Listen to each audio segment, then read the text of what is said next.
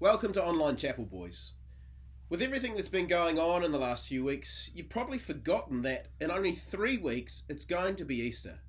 And as you know, Easter is the time we celebrate the coming of the Easter Bunny and the chocolate eggs that he brings. Whoa, hold up, sir.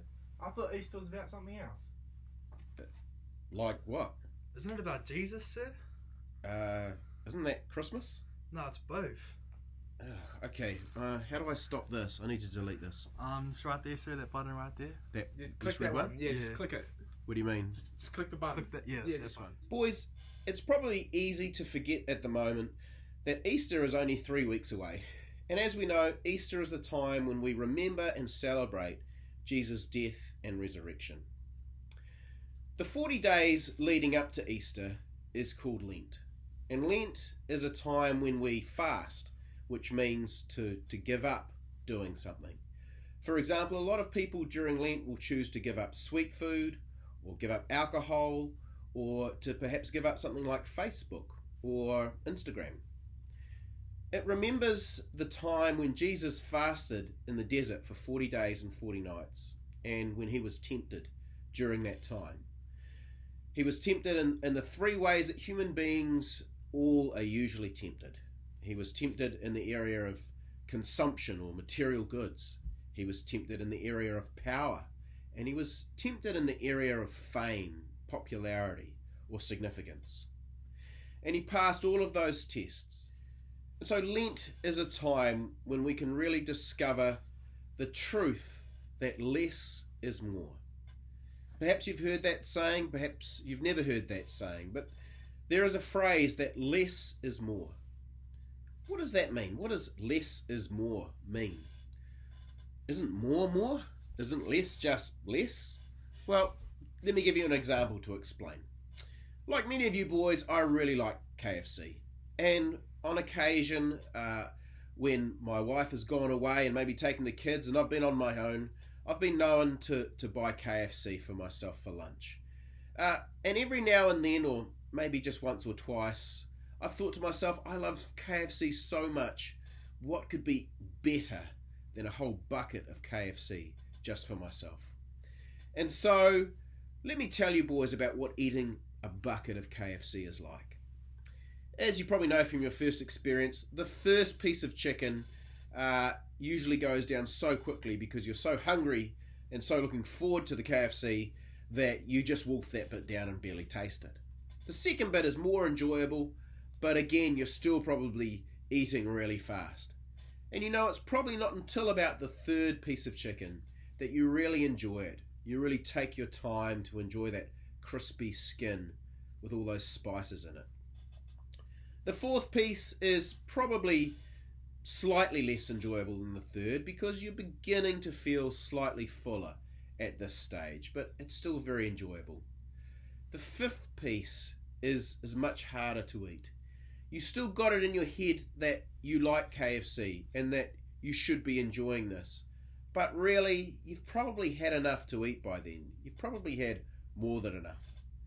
By the sixth piece, you're really beginning to feel less enthusiastic about KFC and wondering if maybe you shouldn't have had something else, something healthier to eat. By the seventh and eighth pieces, you're probably not really enjoying what you're eating, but you feel obliged to eat it since you've paid all this money from it. By the eighth or the ninth piece, you really are just eating it because you have some sort of hope that you may just be able to finish this bucket if you just keep going. And usually you won't be able to finish a bucket all by yourself. And you'll be left looking at those last couple of pieces in that bucket, thinking to yourself, there's nothing I could think of that would be worse than having another piece of KFC right now. So boys, more isn't always more. Sometimes we just have too much of something. Just like it's possible to have too much of KFC. Sometimes less is more. Sometimes the ideal number of pieces of KFC is 2 or 3.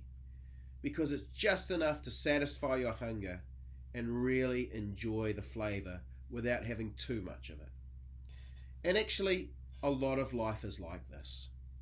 You know, boys, there are lots of good things we have in our lives, but it's possible to have too much of these things.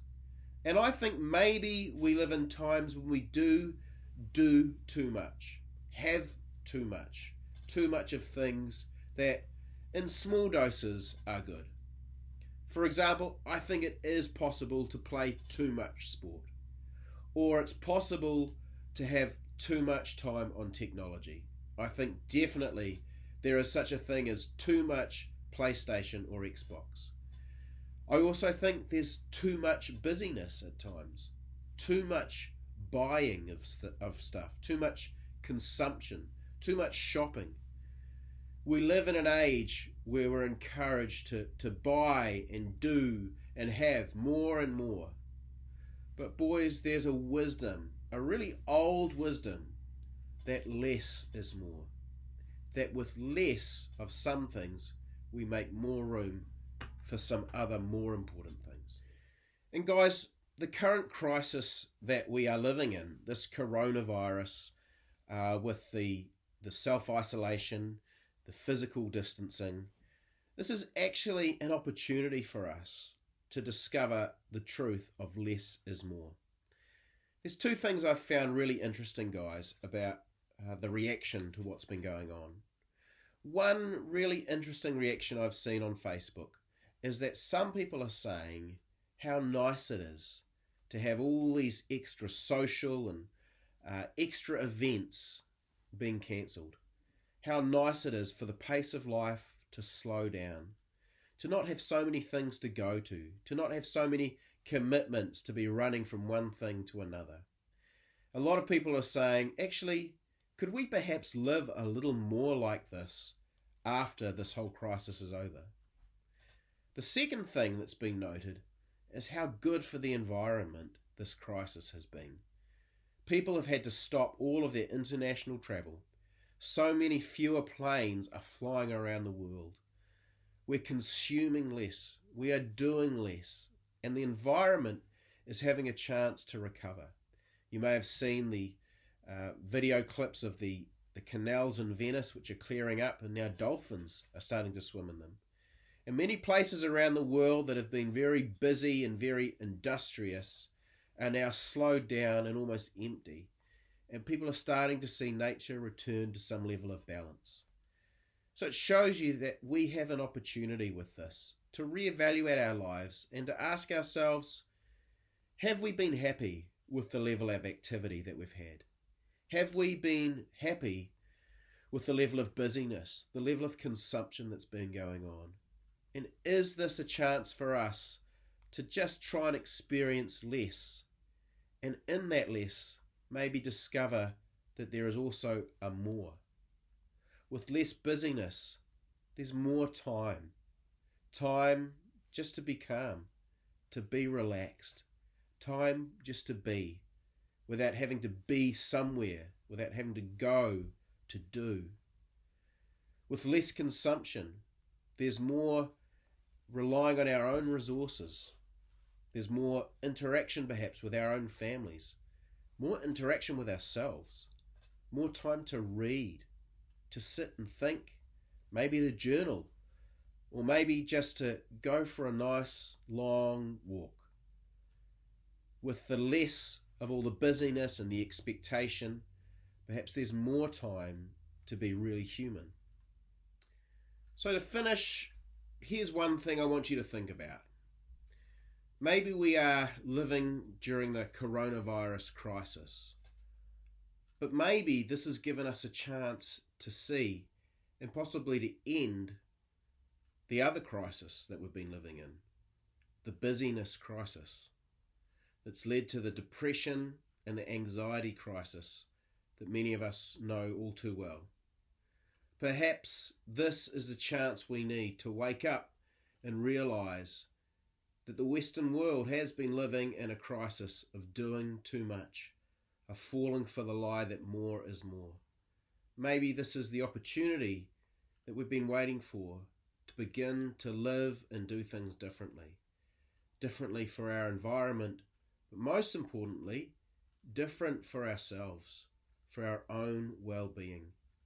Maybe with doing less, we'll find that we can actually be more.